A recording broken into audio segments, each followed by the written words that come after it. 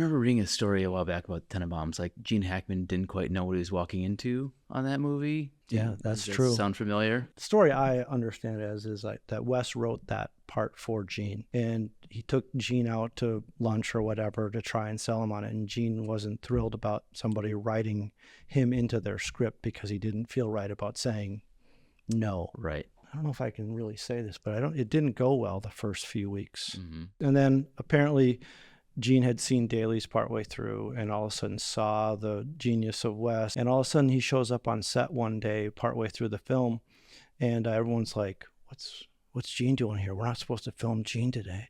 And Gene showed up and basically just, I don't think he kind of apologized or amended things with Wes to make sure that everything was okay and that he really appreciated the role. It did great for him.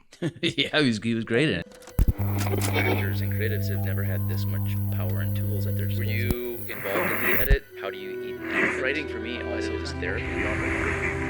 On this week's episode, we have Steve Speers, cinematographer, assistant camera legend, and owner of Cinemechanics. I'm your host, Matt Osterman, filmmaker and girl dad.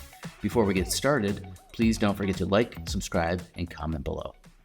We both got to hang out with Sir Roger Deakins a few weeks ago, or maybe a month ago, and his awesome collaborator and wife, James. Yes, that was a very good time. Yes. Yeah, I think it really buoyed the town in terms of energy. What were your takeaways from those couple of days they were here? I was just impressed with their willingness to share and their willingness to make the effort to come to our market and to spend the time. I mean, it was just their stand-up people, and they were very, very generous in every way with their time, energy, know-how. So my takeaway was that it was, well, the events were energizing, I think, to the market.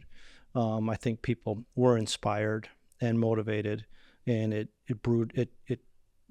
brought up a lot of good conversations with people. Yeah. And I think the market's really young, and it was good to have someone with some serious wisdom. But there was a broad range of people at these events too. But I mean, in general, I think the market's young, so it was really good to have sort of a senior, sort of authoritarian, the horse's mouth, Totally. Show up and talk. Yeah, I know you were, half working when he was here, but were there any broad takeaways that you had from, listening to him or being in his orbit? And you've worked with him, of course, too, and we'll get into that later. But as far as like what things he said to the crowd or the audience, I mean, he's true to what he sort of, I guess preaches. I guess it's like he's there for the story, he's there for the director. Filmmaking is a journey, and he loves being a part of it.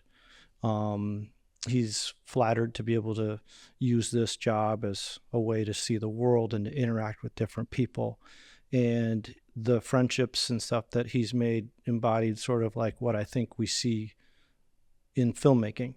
And I think he explained that in many ways. Yeah. He definitely comes from maybe a little bit different generation than the people in the audience as far as, wisdom and how it applies. But in general, like as a filmmaker and a true filmmaker and what it means to be a filmmaker, I loved how he answered a lot of the questions. So simple. It was so simple. Yeah. Yeah. He didn't overcomplicate it. It's just about the art. Yeah.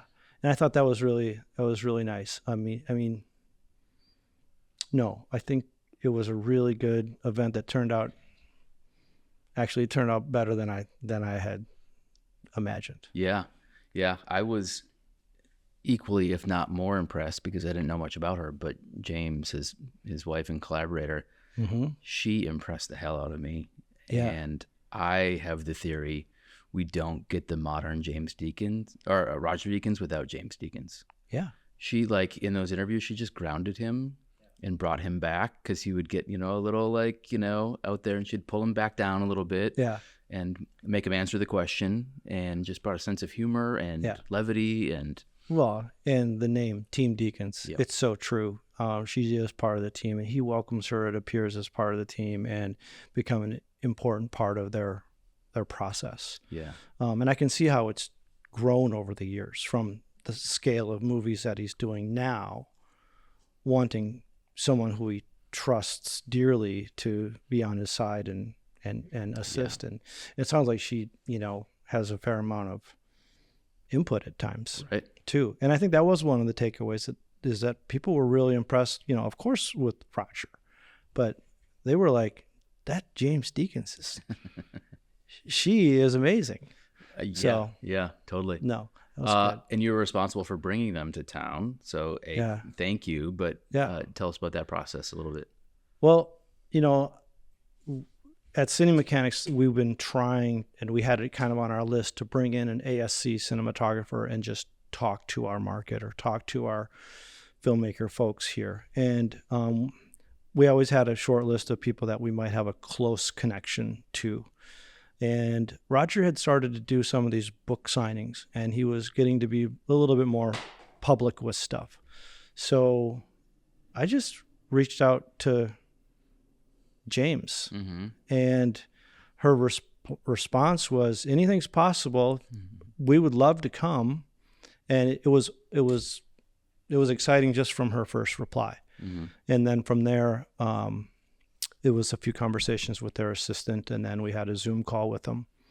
And I just kind of explained, there's a real special place in the history of Minnesota filmmaking for Roger Deakins and the work you've done here with the Coen Brothers, and we would love to have you come and talk to our market. And they were like, well, it sounds great. 2-3 days. How many days should we come? 30. So can you move here, please? Yeah. Roger? So it started out just as innocent as throwing a dart. Let's just see what they say. And they were absolutely interested, willing, and after that, some arrangements needed to be made to make it work. They needed me to come back with a venue and a team that could host them as I was kind of explaining. And nothing we did was groundbreaking. They'd done screenings before and book signings and some of these Q&A sessions. So we were kind of just asking the same sort of stuff. Reached out to Craig at the Film Society, and totally in their DNA. They host filmmakers. They have a venue. It just so happens that they also had their film festival coming up. So I did approach it to them as, we'd love to have you come. Here's an option. And it also just happens to be that there's a festival going on, and the 2 days, the flight travel and the days that they could come happened to be the same time as the film festival. So they were thrilled, and then they were on board. And for us, it helped just because they had the venue in place, they had ticketing in place, all that stuff. And so it did work out pretty well. Yeah. And, I didn't have a lot of time with them, but when I did, it seemed like they're legitimately enjoying their time here too, and having everyone was really kind, and they seemed like appreciative. Right. It's interesting, when you work, when I think you find when you work with people who, a lot of people want their attention, whether it's the press or just people who they see on the street, they always have someone protecting them. So their time was very protected, and they could always decide to stay longer. And they asked actually to come early to the industry night event, and then they stayed basically till it closed down. I was there till close, and they were there they left right before me. Right. So I think they genuinely had a good time, and their response was that they had a really good time being back in Minnesota. And they saw familiar faces and actors they'd worked with and crew members they'd worked with. And I think they might not have remembered them, but they quickly got reacquainted and appreciated it all. So it was really there good. was I saw a couple experiences where a bit player from Fargo went up and, Roger, it's so good to see you. And that was a long time ago, but they were very excited. So it was fun. And they did give everybody a little bit of their time. The book signing was amazing. They chatted with people, were very super pleasant. No, it was just great folks. Yeah. Well, thank you for making that happen. Is there going to be a round two with somebody else maybe next year? There is, hopefully. Industry Night is a Cinemechanics event that we hope to do again. And it's probably just an annual sort of thing, but maybe there's some smaller things that go along with it, but it'll be hard to top. Yeah. We think about it, we kick it around. We've reached out to a couple people already, so we'll see. But we do like the, an actor could be one thing, a director might be good, but I think we kind of like the industry side of things, the person in the trenches who can speak to people's experiences and also just appreciate the process. So I think that's maybe the angle. We'll see. Well, they don't get as much love as the actors and the directors do also. So get them in and get them talking and validate. Yeah. Well, and there's currently some older professionals in the market that are out there sharing their wisdom, and they want to. So it's totally will happen again. All right. So you had started to cut your teeth in film in the 90s. I don't want to date you too hard here, but what was your first job, and how did you kind of continue the momentum after that? My first job in the camera side, I worked for free on a small feature film as a film loader. And that was probably the first job in the camera department. I'd been doing some PA work and I did a lot in the art department. I actually did a lot in the art department. I mean, were you set dresser on Fargo? I was a set dresser on Fargo, Jingle All the Way, Feeling Minnesota, and those were just fun jobs. It was a way to get into the film business. I'd been PAing a little bit on commercials, and previous to all that, I did an internship at MTV Networks and then Universal Studios in Florida, and came back to Minneapolis and started kind of PAing. And eventually some movies were coming, and I got hired in the art department. I didn't really know what it was, but it's labor. You know, you're carrying couches, you're loading a truck, unloading a truck, hanging pictures, hanging drapes. Art department is underappreciated, and you learned that probably day one. Oh yeah, but I learned so much about just like, you know, working with tools, working with crew, loading a truck, being part of a team. The language of film production. The language of it. And I was in the group of guys that did it, we had so much fun. We were kind of our own little unit that would travel around and, you know, run to the junkyard, pick up a locker, drive to the school, set it up in the gymnasium, hang a picture in the background, and then go get something else. And it was super fun. So, but I always wanted to be in the camera department. So that was just kind of my way to get into the industry, and there was a lot going on. Yeah. Works as a PA, I learned right away that if I carried my tool bag to work, I wouldn't get asked to do like craft service and stuff like that. Oh, smart. So I would often have a tool bag that had a drill hanging out and maybe some tape measure and a level and stuff. Some suspenders. And then immediately they knew that I was going to be doing something on a different department or whatnot. So that was part of how I probably got. You casted yourself. You're like, if I show up in wardrobe, they're going to put me in the right spot. I did. But eventually I realized that, you know, I'd always done a little bit of camera work, even as I was kind of working in the art department. But as a PA, I tried to do script supervising so I could be right by the camera, taking notes, writing down frame rates, learning about when they're changing filters. And then you're always talking to the camera team. You're right there at the heartbeat of any set. And I learned a ton. And eventually those are the folks that asked me to learn how to help out on a short film here and there. And then I started loading film. So then you eventually started working in camera department, and you were first ACing, assistant cameraing, and doing a lot of focus pulling, right? What is focus pulling, and why is it so important? Focus pulling is a job on a film set in which you are in charge of moving the lens so it focuses at the right distance to whatever the action that's needed. And again, that was just something that happened right at the camera. You were very involved with the rehearsals and the way the camera operator worked, or the dolly grip pushed the camera. But focus pulling is essentially, believe it or not, is somebody is in charge of making sure the picture is sharp. And that's what a focus puller is. That's their job. But it's also called a camera assistant, where you're actually in charge of all the peripherals and all the setup and the maintenance of a camera. Helping swap lenses. Swapping lenses, dealing with film stocks, getting the next camera ready before sunset. You know, so there was just always all kinds of things involved with the job of being a camera assistant. But the main job, or one of the things that camera assistants are known for, is the task of focus pulling. And if you're really good, you can travel all over. And you can do all kinds of stuff and have some great experiences. It's different now with digital, but in the film days, it was really sort of it was sort of a Zen sort of feeling of, you didn't have all the tools that you have now to see that you actually got it sharp. You had to you had to really prove that you could do it, because dailies came back the next day and a lot of sleepless nights. And but no, focus pulling it's a craft. You learn your own way to do it. You learn techniques, you learn little tricks.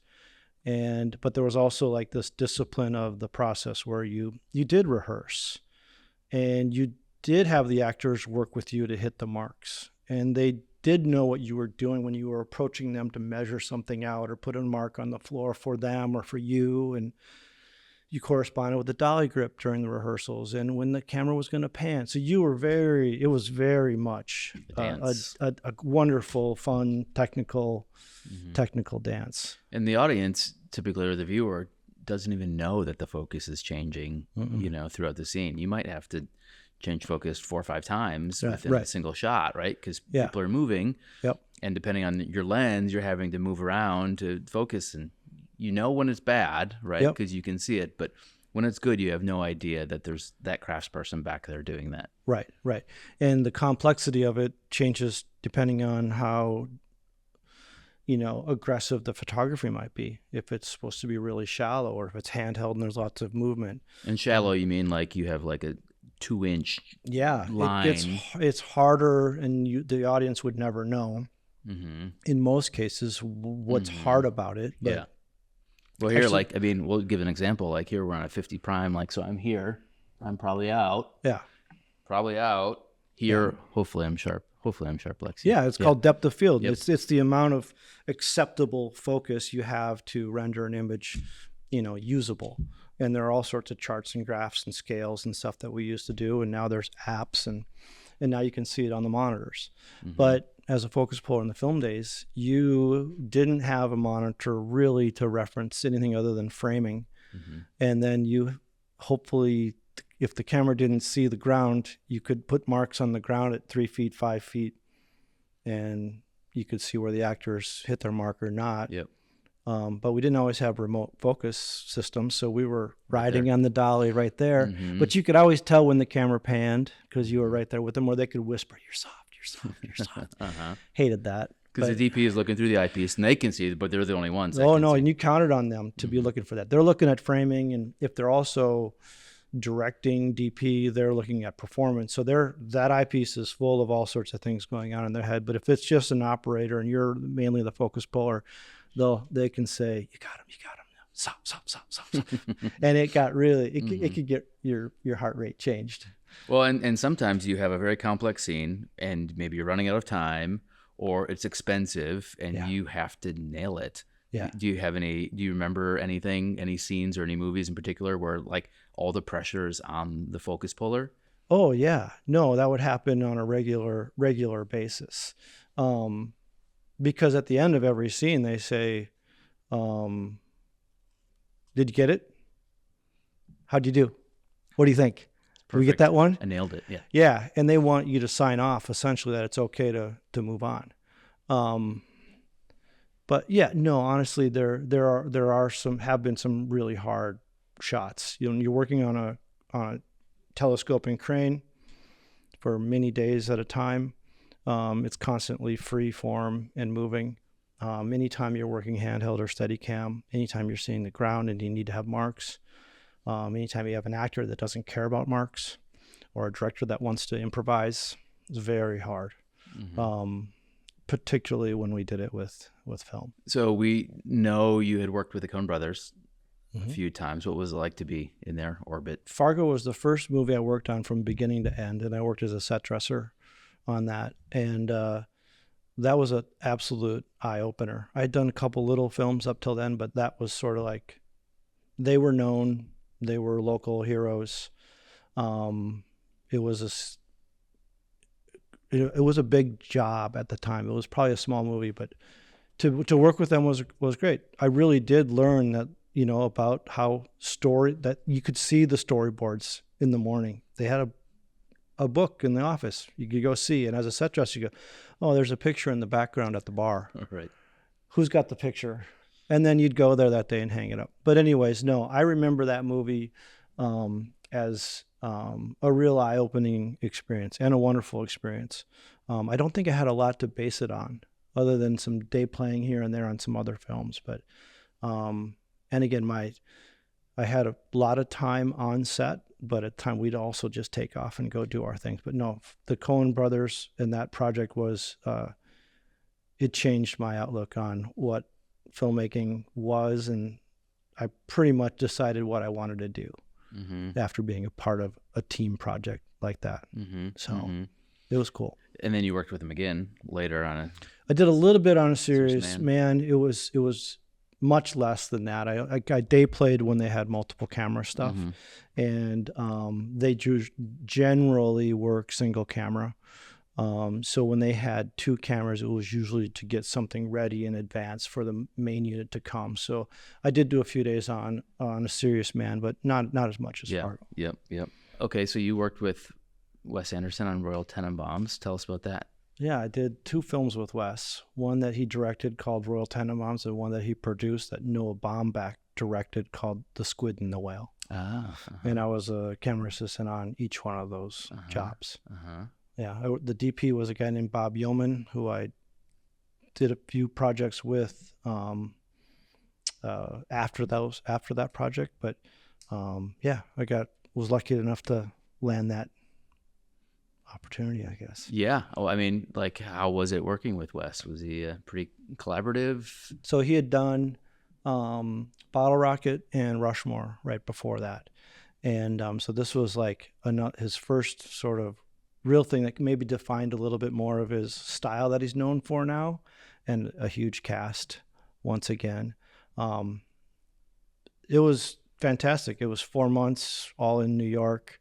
It is an example of like what it means to have movies in Minneapolis. The crew that I got hooked up with were people who came to Minneapolis and did a show called Drop Dead Gorgeous, and they hired locally, and I was fortunate enough to be on that job and got to know them very well. And one of the camera assistants on that show got hired on Royal Tenenbaums because he worked with Bob Yeoman. And he had a long work relationship with a second AC that wasn't available, and he called me because he just got done working with me. Thank you, Minnesota Filmmaking, for connecting me to these projects that allowed me to go elsewhere and see filmmaking like never before. Do a good job, show up, be consistent, and the phone starts to ring. Be the Midwest work ethic, and I think there's reality in that. But no, and I didn't really know much about Wes Anderson. I knew the cast that they had, and I knew of him, but it ended up being a huge deal. And it was 77 days of shooting. Wow. A lot of it was at the house in Harlem.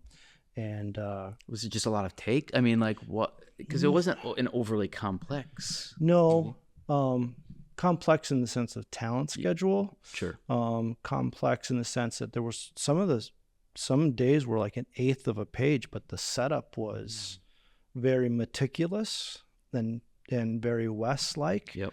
I think he was also given that budget or that opportunity on this. It wasn't a huge budget. I think it was, $25 million at the time, but at Gene Hackman, Gwyneth Paltrow, Ben Stiller, Danny Glover, all this, huge totally. Cast. Yeah. And in this little, somewhat, a lot of this locations were bedrooms and with 6 major stars in it and stuff like that. But no, that was a wonderful surprise experience. I remember reading a story a while back about Tenenbaums. Like Gene Hackman didn't quite know what he was walking into on that movie. That's true. Sound familiar? Yeah. Yeah, I know that story. All right, well, tell us that story. The story I understand it as is like that Wes wrote that part for Gene and had kind of wrote it for Gene to play that role. And he took Gene out to lunch or whatever to try and sell him on it. And Gene wasn't thrilled about somebody writing him into their script because he didn't feel right about saying no. Right. So the story goes. It also turns out that Gene had just got done doing this big war movie with Owen Wilson, and then Royal Tenenbaums started right at the same time, and understandably, he wasn't interested in going into a comedic project that he wasn't thrilled about, but he did say yes to. And I don't think he really liked his role. And I don't know if I can really say this, but it didn't go well the first few weeks. Mm-hmm. I think that's public now, so I think it didn't go well the first 2 weeks. And then apparently Gene had seen Dailies partway through and all of a sudden saw the genius of Wes and saw his character come alive in the art direction. And all of a sudden he shows up on set one day partway through the film, and everyone's like, what's Gene doing here? We're not supposed to film Gene today. And Gene showed up and basically just, I think he kind of apologized or amended things with Wes to make sure that everything was okay and that he really appreciated the role. It did great for him. Yeah, he was great. I mean, he got Golden Globe for comedy, and it was great. And I don't know that I have the story perfectly right, but that's essentially it was rough. I mean, I do remember the first day with Gene Hackman. We were in Battery Park, and we were all nervous because it was Gene's first day, huge star, and young Wes, 33 years old. And we go to Battery Park, Statue of Liberty's out in the bay there, and we have Gene stand up right in front of the Statue of Liberty and completely blocks the Statue of Liberty because it was nondescript big city, the whole story. And Gene shows up, and Wes tells him where to stand precisely. Wes tells the people next to him where to stand precisely. And then, says action, and Gene delivers his line, and then Wes goes, Gene, could you say it just a little bit more and really directed him. Right. And after like the third take, Gene was like, it's going to be a long fucking show. This was like 5 minutes into Gene's time on camera. And nobody knew that Wes's MO was the precise, meticulous thing yet. So you can't blame Gene. No. Because he didn't know. No, it hadn't occurred to him. He didn't know what he was getting into. I don't know how into it he was, but that was the first day. Why the hell am I here standing in front of the Statue of Liberty? Yeah. Aren't we here for the Statue of Liberty? Again, it's like just back to like hadn't quite wrapped his head around the genius of it all. Mm-hmm. But there was all kinds of crazy stories on that show. All right. Mm-hmm. One of the funnest one was there's a scene where Gwyneth Paltrow's character makes out with all these different peoples throughout her life, like a little montage of her in Paris and on a bus, and she's totally just making out with all these different people she's gotten to know as she goes through life. But one day we were filming one of those scenes on the bus, and they hadn't cast the guy who was supposed to make out with Gwyneth. You raise your hand. So, and Wes comes to the set and just kind of looks around, and there was a grip over there, and his name was Mel. And he goes, Mel, would you mind being in this scene with Gwyneth today? And Mel was, working grip, probably didn't really realize what the scene was going to be at first. So they put him in wardrobe. They gave him a mohawk, put him in this Brit punk rock outfit. And then on the bus, we drove around through Manhattan on this bus, all rigged with all the lights. And he just got done lighting the bus and went into character. And there was, for some reason, all the grip department wanted to ride the bus for the scene. So in the back and of course, the scene was Gwyneth and this character absolutely just making out like junior high kids, high schoolers. And it was the first take, they roll camera, Mel and Gwyneth start making out, and they yell cut. And in the back of the bus, it was like, Logo 52! All this stuff. And it was hilarious. It was hilarious. And Wes was brilliant at casting people who might not be necessarily the perfect actors. Totally, yeah. Kumar, the sidekick to Gene, was one of those. And that was the other thing. Gene had a hard time with rookie or younger actors who weren't up to sharing the stage sometimes. Yeah. Well, I mean, he'd been there and done that. I think he earned that perspective for sure. Yeah. Yeah. Any other big ones that stand out? stories from that. Yeah. I mean, there's a scene where one of the Wilson brothers, Luke Wilson's character had a pet peregrine falcon called Mordecai that he kept in the cage on the top of the house, which was in Brooklyn. And we were filming the bird flying in from the city and landing on his arm or something like that, if I remember right. And so they had the bird wrangler there, and we get ready to film it, and everyone's on the rooftop of this apartment building, and the falcon wrangler is all ready to go, and the bird's supposed to just fly out and then come back and do its thing. Well, it flew out, and another falcon from a tree, they're very territorial, scared it off, and the bird just took off. Just left. See ya. Just took off. So then, like, it was probably 4 weeks before the show was supposed to end, and they kept saying that the bird would come back and just fly up the river and go home wherever the trainer lived. So every day on the call sheet, it was like, if Mordecai comes back, we're going to go on the roof and film it. And that was on the call sheet forever. Seemed like a running joke at it. Thinking that it's going to come back. And turns out that the bird went to New Jersey. And some guy caught it. And it had a tag on it, and they called it, and it must have been the trainer's home or wherever he kept his birds. And he picked up the phone, and apparently this guy said, "I got your bird." And the guy goes, "I got to get that bird back, the falcon back. It's in a major motion picture." And the guy hangs up, and like 3 days later calls him back and wants some money. No. And this kind of got out on set. So now the bird sort of not in Jersey. People the falcon was now hostage, and the whole set was on the call sheet. If Mordecai comes back, we're gonna go to the rooftop. And there was a sting, and they caught the guy and got the falcon. And it was at this point the show had wrapped. We actually came back after the show and filmed it on a rooftop, the scene that we never finished. I had never heard that story. Yeah. No kidding. Falcon was being held hostage. Yeah. Mordecai. Yeah. Oh my God, that's a great story. Yeah. Should have had Gene show up at that guy's house. Oh. Probably scared the bejesus out of him. No, that was pretty remarkable. I kind of felt like, I'm in New York now, and this is a big city. God, that's I mean, the movie's really good, but they should make a movie about that. Well, he talks about some of that stuff in the DVD where they have the director's comments. He tells some of these stories. So what's director's comments? What's DVD? Yeah, what's a DVD? How old are you? Exactly.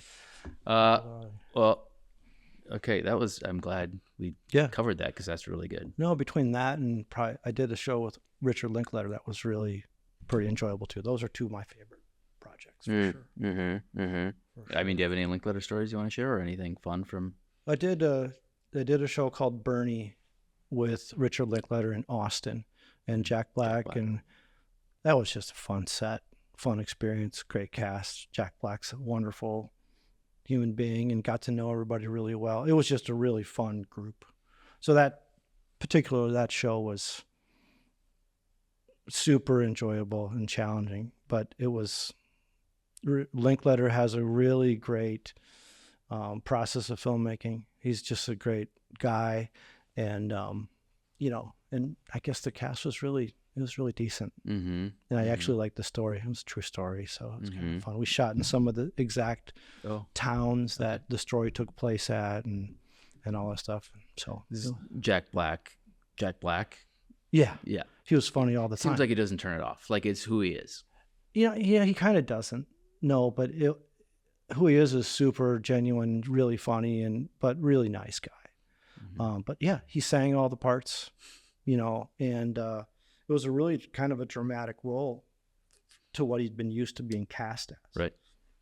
So that was really good, and I was flattered to be on it. So it was good. Tell us about Prairie Home Companion. Yeah. Did you work the whole run for I was the 8 camera first on that, and that was a great experience. Well, it's Robert Altman. It was Robert Altman's last film. Yep. And Ed Lachman was the cinematographer. Legend. And yeah, total legend. And that was a lot of days in the theater, and it was a lot of improvising. And that was that might have been my first feature on digital. Mm. So they had 30 minutes of tape stock at the time, because they wanted to have the actors to have all this time and not cut and just roll. So in that case, it was harder, because you realize, like, you're 25 minutes into the take and you're still pulling focus. Like, is this scene ever going to end? But no, that was a not necessarily a terribly hard show, but it was a really enjoyable show because of the cast. Yeah. And you knew what you were getting into with Altman, right? Because he had a very specific style. So you signed up, you knew what you're getting into, but until you're there, probably hard to prepare. And his son, Bobby Altman, was the camera operator that I worked with. Oh, nice. So it was really fun. He's a super great guy. And he grew up on sets. Yeah. And he was a focus puller on some of his dad's earlier films. And he was really nice to work with. And Ed Lachman was great. He had his gaffer and his key grip come in from out of town, but it was a lot of local folks on that show. So it was really good. Well, the cast on that one was insane too. It's like Woody Harrelson, Tommy Lee Jones, Lily Tomlin, Meryl Streep. I mean, obviously Garrison Keillor. Like, it just kept going. Yeah, Tommy Lee Jones. It was Kevin Kline. Yeah. They were all pros, so they all got it. They all were also all flattered to be a part of a Robert Altman film. And they were probably there just because they wanted to be in a Robert Altman film. And they probably knew there weren't going to be a whole lot more after that either, because he was in his 80s at that point? I'm pretty sure he was in his 80s. I mean, he had naps, you know. Well, and he earned 40s, and I want naps. But the days were so civilized; they were 8-hour days. You had basically you pulled into the same parking ramp every day, because most of it was at the theater. Yep.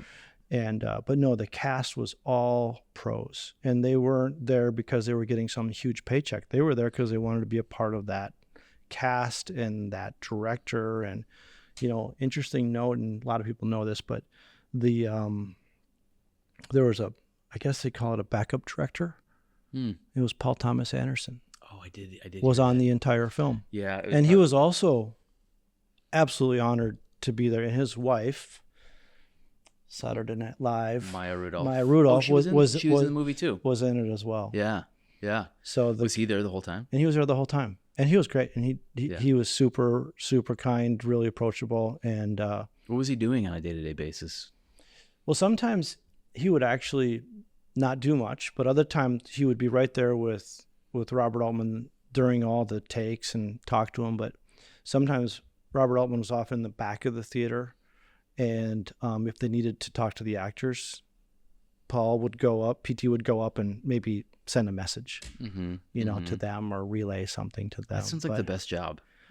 And he was absolutely flattered. I mean, Altman was a hero, so he was like, no way I wouldn't do this. Yeah. What a learning opportunity. It was probably required by the studio or insurance company. Yeah. Right? Yeah. I'm pretty sure. Yeah, pretty good backup. Pretty good guy to have on deck. Top 10 director for sure. So, anyways, the cast was full of all these pros and this young actress, Lindsay Lohan. Yeah, and she was kind of a wild card and was sometimes late, and held up the big timers, and big timers kind of had to have a little sit down with her. Yeah, this is what it's like to be a pro. Yeah. But no, it was a cast of 6 or 8 major stars all in the same scenes at the same time. And then the normal Prairie Home cast, who are also legends in their own right too. Yeah. And then intermingling, and I'm sure the big time stars were looking at the Prairie Home people as like big deals because they've been researching it for so long and playing their characters. Like the stew of all of that creative genius in that building must have been quite electric. No, it was a fun project. I was proud to be a part of that one for sure. Yeah. And then you shot a movie a few years ago with this up and coming podcaster named Matt Osterman.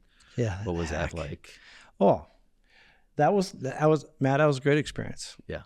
I mean, he's a problem, but no, No, that I had been familiar with your other jobs, and I was glad to jump in and be a part of that one. Yeah. Certainly had its challenges, as you know. Talking about improvising, and a few of our actors really like to use the space. Yes. Yeah. No, but the cast was very fortunate to have that cast. Yeah. What was the lead guy and the gal's name? I thought they were great. Yeah, Noah and Ella. Yeah. They were fantastic. Yeah. And I think they really enjoyed their roles. Yeah. And being there. And I think it came across, really well. They got to be number one on the call sheet, right? Like, that's a big deal. Yeah. Yeah. No, that was good. And a lot of locations. A lot of locations. Yeah, we bit off a little more than we maybe should. Can't remember what was the shooting schedule, how many days? 22 or something like 22. that. That's pretty good. Yeah. That's pretty good. Yeah, I mean, no money and a lot of locations, a lot of cast. Right. And I think you and I hadn't worked together, and we didn't have a whole lot of prep, so it was a little bit of there was a little bit of trust or going with what sounds right at this time, and I think it worked out great. Yeah, we pulled it off. So yeah, I have fond memories of that one. Yeah. It was fun too because it was a little bit more of a jazz scenario where like everyone's playing their instrument and you got to find the groove and get into it. Yeah. Because I had done some sci-fi before, which is world building and very specific, and you have it all planned out. Yep. And I wanted something different from that. You got it. We got it. You got it. Yeah. Well, and the story was I mean, this was a new story. Not many people knew what any of this Bitcoin cryptocurrency really was all about. So I felt like that had to be a complicated thing to write about, but writing is just an excuse for me to research. Like, I just love the research part. So I always dig into that. And if I can get paid to just research and learn things, I'm doing pretty good. Yeah. No, there was a lot of locations I remember, but it was very good. Did I tell you that we're going to re-release it? No. Yeah. So we haven't talked about this publicly before, but when we released the movie, Meta, so the social network, had shut us down because we got caught in their like crypto filters. So they thought we were some sort of scam. So they kept shutting our pages down. So we got on the phone with somebody from Meta and we're like, hey, you're a human. We're a human. We're glad to talk to a human. This is a movie that's tangentially about cryptocurrency, but it's really not. Right. You guys shut us down.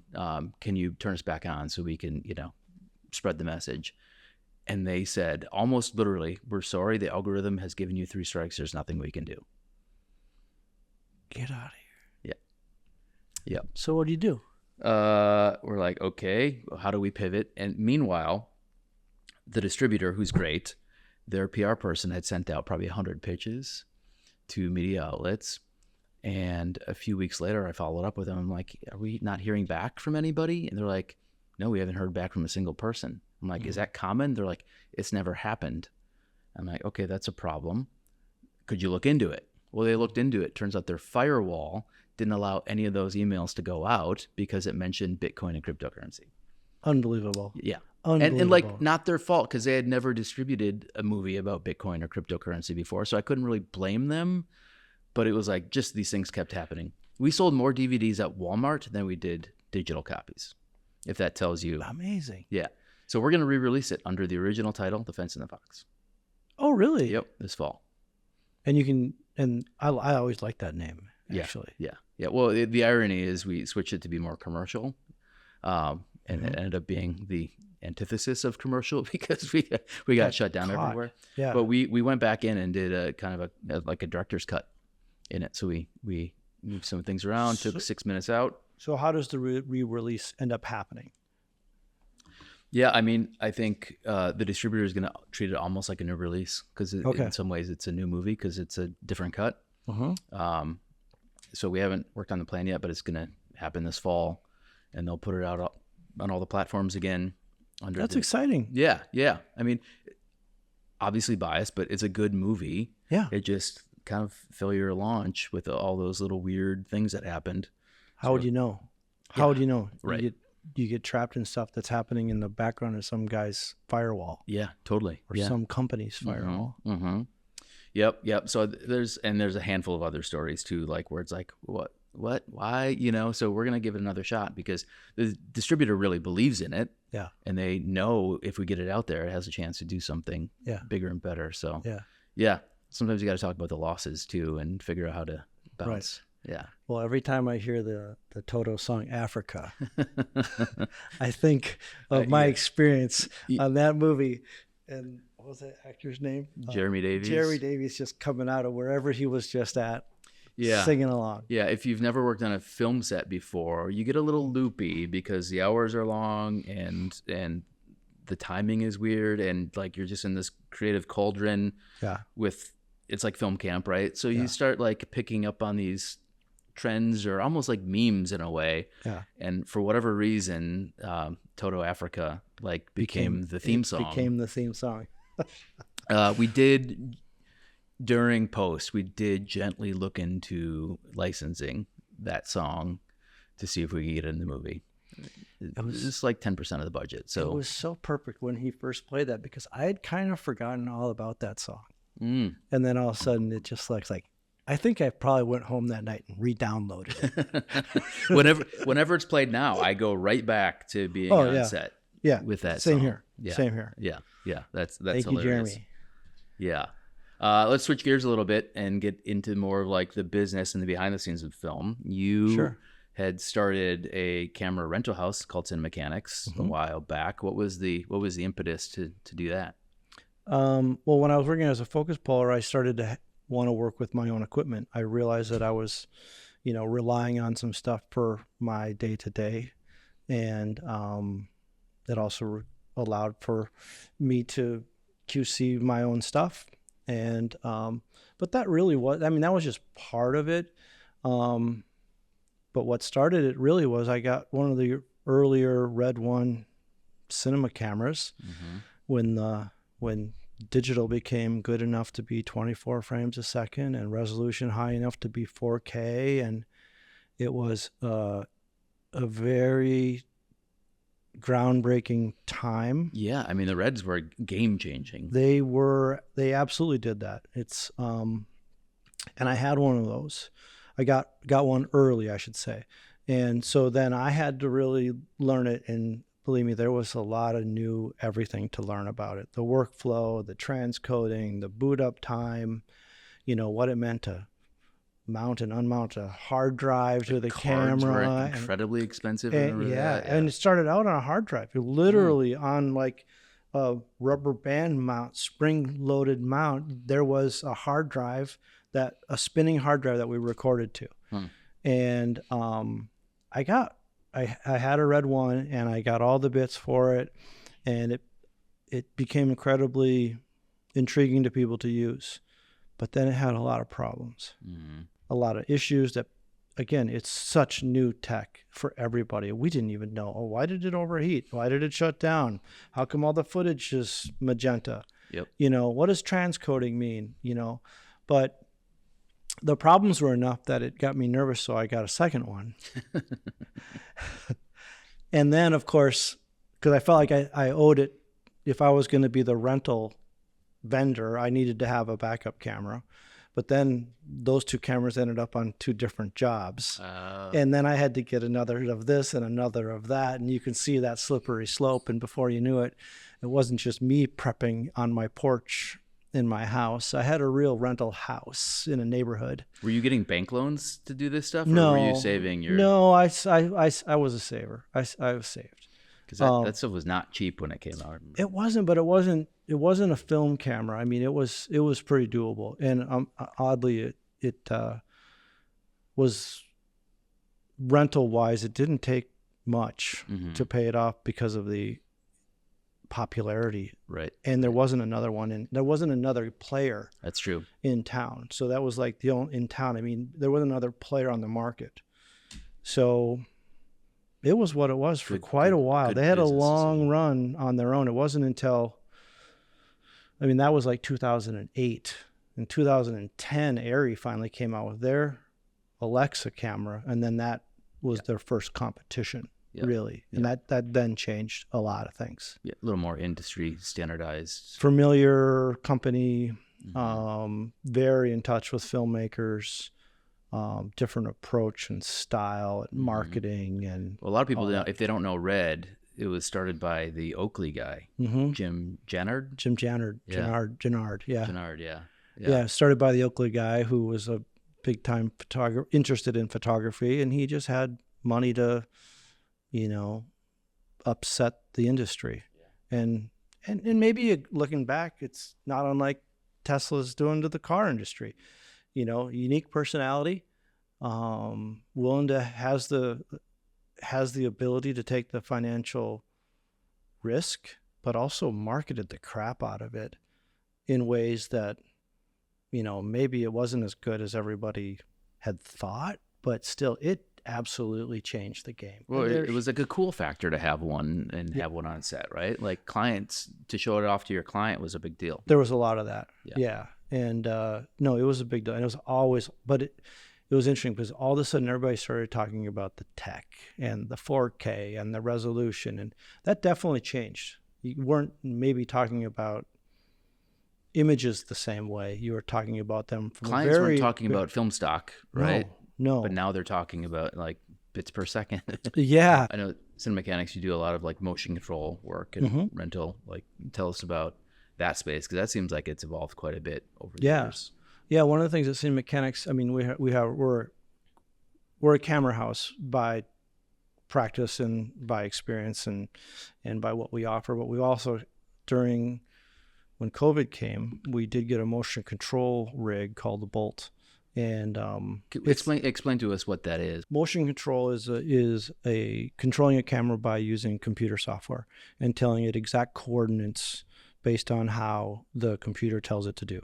And the benefits of it is it will do exactly what you need it to do in the time frame or the acceleration rates and the precision, that it opens up all sorts of creative opportunities.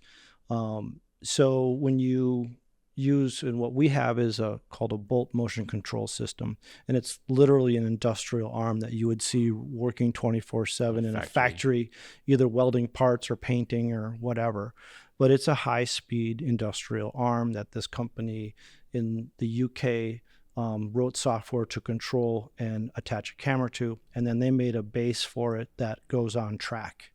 So it is a multi-format robotic arm that's controlled by software, and it can run on track at 15 feet a second, and it can do some incredibly precise things. So because it's so precise and reliable, you can then do creative that just frankly wasn't possible at all. So there's a lot of layering with effects you can do. There's a lot of like different speeds that you can shoot while the camera's at a different speed. You can do some scaling where you do like your little miniatures and stuff like that with it. It's a very powerful tool, but essentially motion control has taken off industry-wide. It's been around for decades, but industry-wide, it's also gotten to be where there's a robot maybe in most major markets now. And the cost to rent is somewhat more accessible than it was. Yeah, it is. And the training's been more accessible and the knowledge. And the big thing is people have now used it more. And once they use it and see what it can do, they really get more confident with being able to write creative around it. It took a while for us to get people to, the first time they use it, it's an intimidating tool.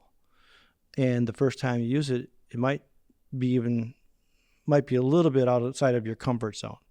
But as people in our market have used it more and more, the creatives have been writing more and more creative to use the tool. Mm-hmm. And that's really helped it. And it's been really exciting to see. So we have 3 robots. We have one called the Bolt, we have a Bolt Junior, and we have a new one called the Cinebot Mini. And they all do very different things. So it's really, again, it takes a bit to maybe wrap your head around it, but once you latch into what it's able to do, it just opens up all sorts of great things. When you rent it, are you also sending a technician along, or are people now understanding? Well, no, it does. It definitely goes out with a Bolt operator, and depending on our high-speed bolts go out with a Bolt assistant. Got it. Some of that's because of labor, some of it's for safety. Some of it's to have another set of eyes, depending on what you're doing. And it's expensive. And it's expensive. Yeah. Yeah. So, I mean, it gets loaded on a truck and we bring it to locations, and there's certain power needs some of them do, but, or require, but it's been a really, really fun challenge. And I think we've been pleased with the response. It's not an everyday tool, but no, when you hear people saying they're writing a creative or they came to our market because there's a bolt here, that's you kind of see the economics of what resources like that in a market draw. People drive here or fly here because there's resources here. Yeah. And it has done some of that. I wonder, motion control with the volume wall. Yep. There's probably some fun things you could do with That's that. actually something that we recently had the opportunity to really dig into. We did a big commercial spot in town. It's actually happening right now over 2 weeks. And we spent a fair amount of time working with the volume wall because the robots can talk to Unreal Engine. And a volume wall is a big wall. And an LED wall is, it's a big TV monitor. But you connect it to your camera, so the screen or the image on the wall moves with the camera, right? Yeah. Or handheld. Yep. Right? It looks like you're actually there. Yeah. So now to have the motion control, the robot's software can talk to the LED wall software, which is run by Unreal Engine. Video game software, basically. Video game software. But essentially, it knows the coordinates of the arm. So if you're doing a move from here to there, the wall knows what frame is going to be there when the camera lands. In this particular job, we also have our turntable integrated with a person at a desk working on a laptop. All right. And the turntable controls the picture on the wall. So as the person turns, the image behind them turns as well. And the robot coordinates still do that same sort of stuff. It's hard to keep in your head to think about all the implications. The math gets a little... I think it's great to have it as an option for all sorts of things. I still see a lot of people using it just for like fantasy or different backgrounds or sci-fi and things like that. But we're getting better at all that stuff. I think where it's going to be really great is if you are on set, right? You can take a 3D scan of the set, right? And then you go into post and you're like, oh shoot, we forgot to get this pickup. You can load the set into the volume wall, go back and get your pickup of that. Or if you need another take of something, you can do it. And it's going to be fairly seamless if you light it correctly. But it's a great tool, and it's still very much evolving. But I think it's here to stay for sure. Yeah, totally. So we obviously know about the cameras. We know about motion control. Like, what other things does Cinemechanics offer to the market? Well, Cinemechanics is primarily a camera rental house.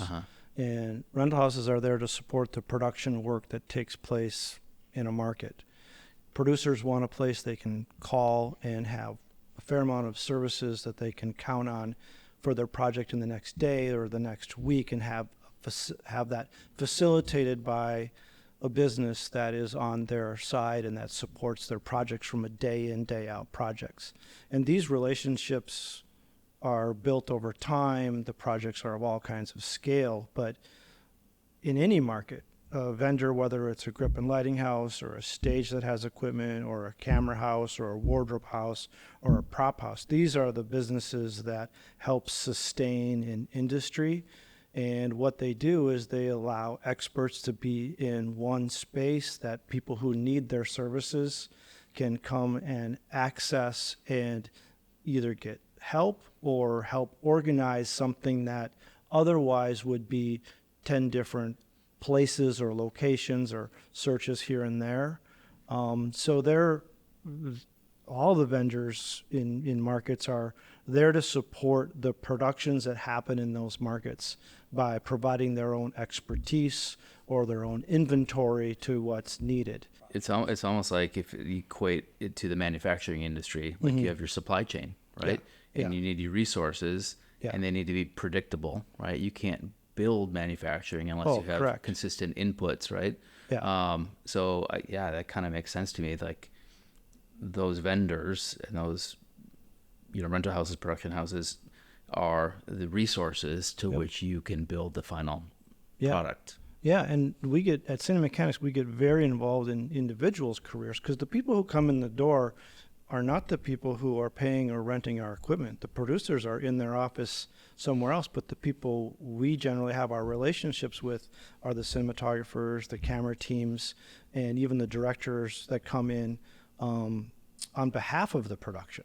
So we're generally working with freelancers and the cool kids. Right? Yeah, and what they get out of coming to a rental house is they get the expertise or the equipment or somebody who knows how to use the equipment that can help them out, but also a location that is there to support them when they're in the field. What does the future hold for Steve Speers? What are you excited about? Either projects or technology or movement or you're not that old, so not retirement, but what's the next 5-10 years look like for you? I think one thing that's on my mind is what is this market in 5-10 years? What is any market in 5 or 10 years? I don't have a crystal ball. I don't know.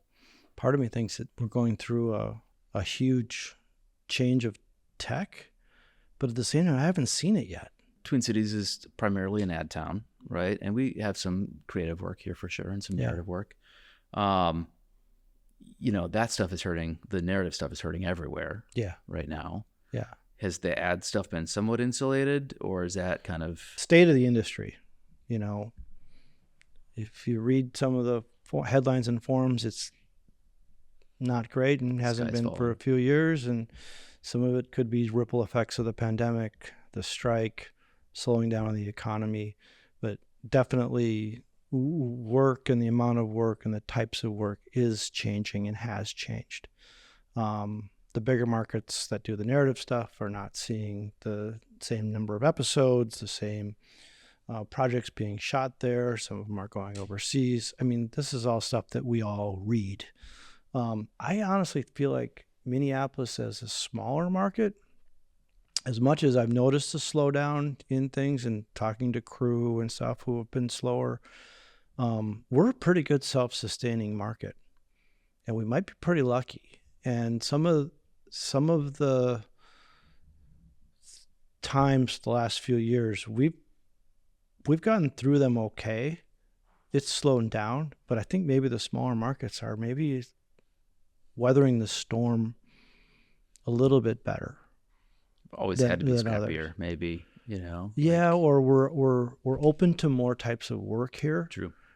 There isn't just people who do narrative. There's people who do narrative when it's here, but they do commercials, they do content, they do live music, they do web-based stuff, they do docs. Events. Yep. We're very diverse as far as like the capabilities of some of the crew. They find themselves on all kinds of projects with all kinds of different camera systems or lighting needs or crew sizes and stuff like that. So it's pretty broad, the kind of work we do here. And I think that's maybe helped. I don't know, call it diversifying or whatever. Yeah. It just so happens to maybe be that way.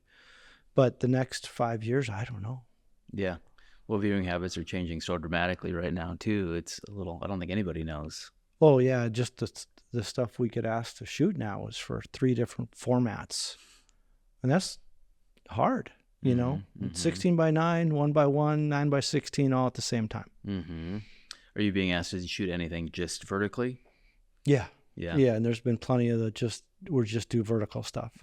Yep, for sure. Was that hard for you at first? Yes, still is. So we fought so hard to get away from 4:3. I remember when 16 by 9 became like the daring format to use. Totally. Yep. And it didn't last very long. TVs honestly started coming in 16 by 9. It didn't. Hallelujah. Yeah. It didn't last very long. When they start mounting TVs on the wall 9:16 in your living room, then I know things are gone downhill. Well, I mean, I guess maybe for the folks that don't know the difference, why is having a horizontal frame more ideal from a cinematographer's perspective? I think that's it's how we see the world more. It's how we're used to seeing. It's how our eyes work. Yep. It's how we, process our what do you call it?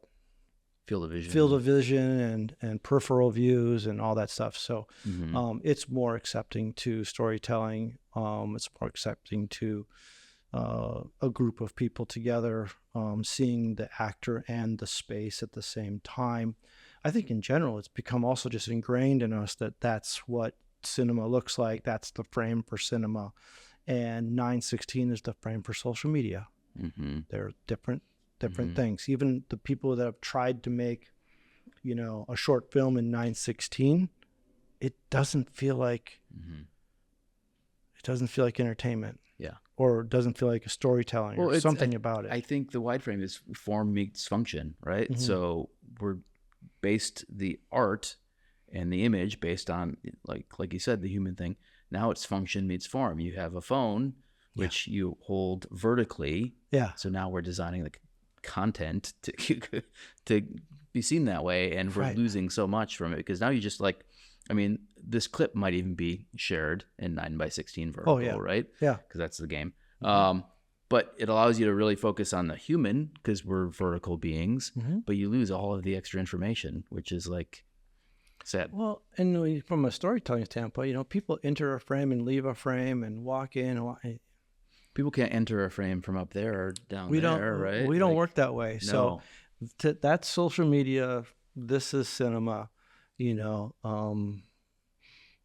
make filmmaking horizontal again, or whatever the phrase is. And not to be the old man yelling at the clouds, there's probably somebody that's going to come that is going to reinvent the art form in a vertical fashion, and we're going to be like, oh, okay, right. Now I hope they do. They do, right?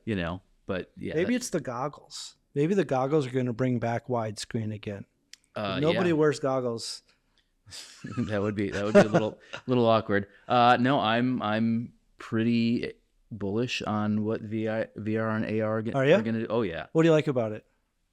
I bought a 360 camera and I have got the Meta, and I found it, and I watched a bunch of stuff too. I found it to be an empathy machine. So when you are, it's like a hybrid between stage and screen, where when you go to a theater performance and you're in there with actual humans, you feel something. But in cinema, when you're on the close-up and you can see the twinkle in the eye, you feel something. This is kind of the best of both worlds. So I think if you use it to connect with another human, which is kind of ironic, but if there's a performance in front of you, right, and the person maybe is delivering a monologue to you, the hair on your arm starts to stand up a little bit because it's an experience like you've never had before. Yeah. So I think there's incredible potential with that sort of thing. What I don't like about it is how solo the experience is. Yeah. And maybe that's a problem that can be solved at a certain point too. Right. Maybe they'll all sync and you're all experiencing it together. Right. Perhaps you're interacting with the environment. And I think cinema is going to be, and video games, they're going to become kind of hybridized. It's already happening. It's been happening for a while. Right. I don't know if that's good or bad. There's something to be said just for passive viewing. Yeah. Right. Just absorbing and learning, where gaming is a little bit more active. There's probably an interesting hybrid in there somewhere. But I think as technology grows with this VR AR stuff, it's going to start blowing us away. Yeah. And I think it's inevitable. Yeah. Yeah. I mean, played with the Oculus, stuff like that a fair amount, and watched the little clips of people summiting some mountaintop and you're looking all around. It's pretty cool. I haven't really experienced storytelling yet with it. There's not a whole lot of work being done there. That I've seen. There's some doc stuff out there that's really good because it puts you in that location. I've seen some of that. Yeah. Or across the table from the person telling you that story. Yeah. And that's unique. But from a narrative perspective, I haven't seen a whole lot there. And I'm sure it's coming, and I'm sure people are working on it, and I'm playing around with it a little bit. Interesting. Yeah. But yeah, I think there's a there, and once we see it, we'll know it. But yeah, who's gonna push it? Yeah. Yes, I mean, someone's gonna have that groundbreaking moment where everyone's talking about it. Yep. And that's what some of this tech needs. Yeah, well, it's gonna be the next Red, right? Red had that debut, and they're like, "Oh, okay, I get digital now." Right. Yep, someone's gonna do this. And you're like, "That's what it's for." Yeah. Yeah. No, it's pretty cool.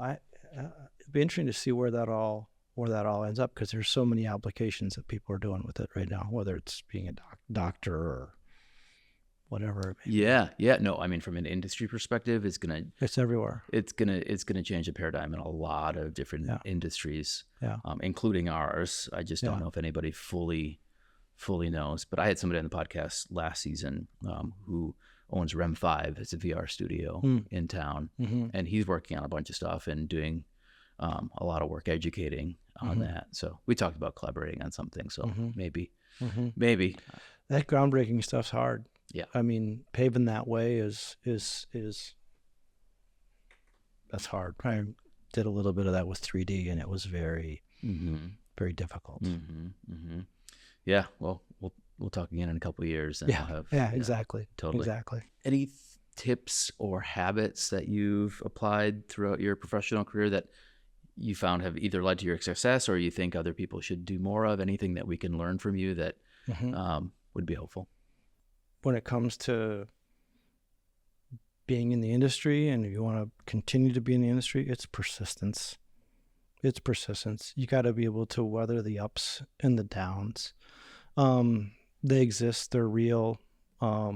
It's hard to get into the business, but I think in the end, if you are persistent, the basics apply. Show up on time, have a good demeanor, be helpful, be courtesy.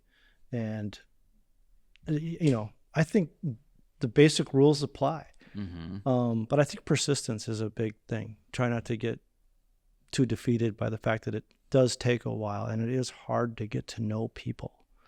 It is for most people. It takes a long time to get in.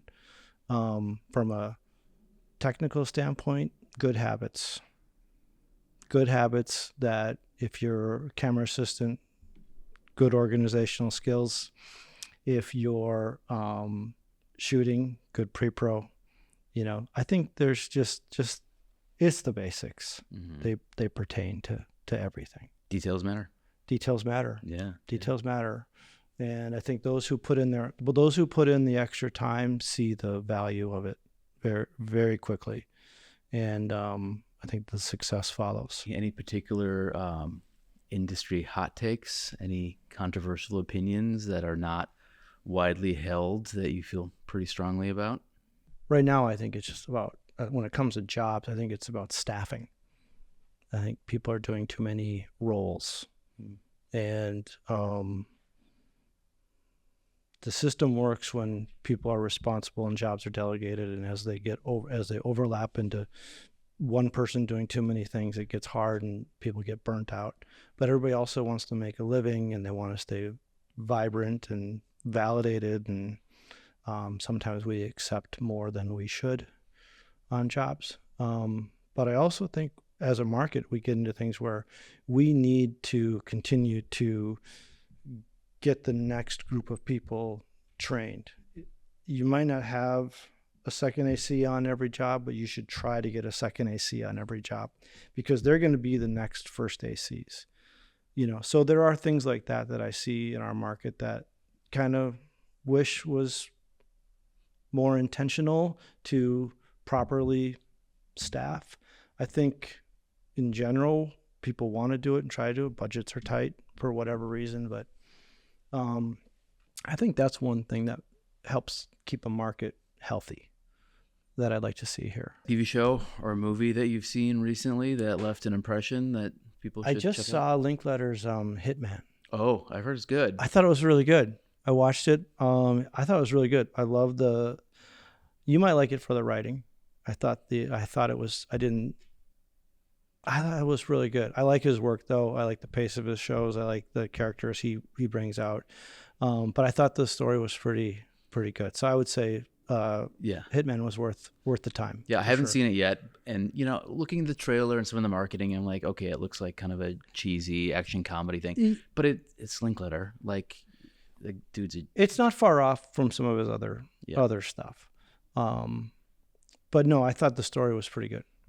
Glenn Powell, movie star. Yeah, he was good. Yeah. It was good, and that the woman who was his love interest was really good too. So that was good. All right, I'll check it out. If people wanted to learn more about your work or maybe Cinemechanics, any place you can point them? Well, Cinemechanics website is cinemechanics.com. We're on Instagram at Cinemechanics. On our website, we have all sorts of different workshops or announcements sometimes that we're about to do, and a newsletter that can be signed up for. That's kind of where they can find us. Love it. Well, thank you for being here. This was amazing. Yeah, thank you, man. This is great. Appreciate it. Cool.